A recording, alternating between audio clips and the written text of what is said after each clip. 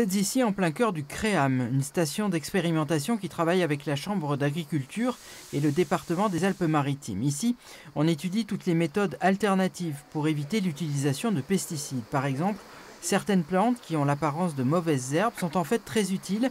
Elles attirent de minuscules insectes parasites, les thrips. Elles les éloignent des rosiers. C'est une méthode parmi d'autres.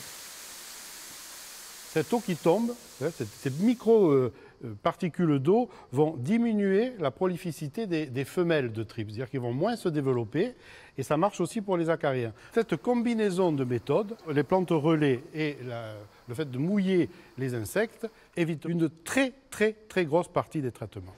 Une charte d'engagement vers le zéro pesticide a donc été signée ce matin par 16 acteurs des secteurs agricoles, des jardins et des espaces verts. Cet engagement, qui est une première en France, devrait avoir des conséquences à la fois écologiques et économiques. Exemple. Je pense en particulier aux producteurs de la fraise de Carrosse, qui est une fraise mondialement connue, exceptionnelle sur toutes ses variétés et qui de temps en temps, avec un parasite, se retrouve invendable. Il y a, dans ce que nous avons vu ce matin, des auxiliaires qui peuvent venir combattre les parasites qui mettent la fraise dans cet état-là. Cette charte devrait permettre d'aller encore plus loin vers le zéro pesticide. Le département n'utilise d'ailleurs plus de produits phytosanitaires depuis 10 ans, notamment dans les parcs naturels.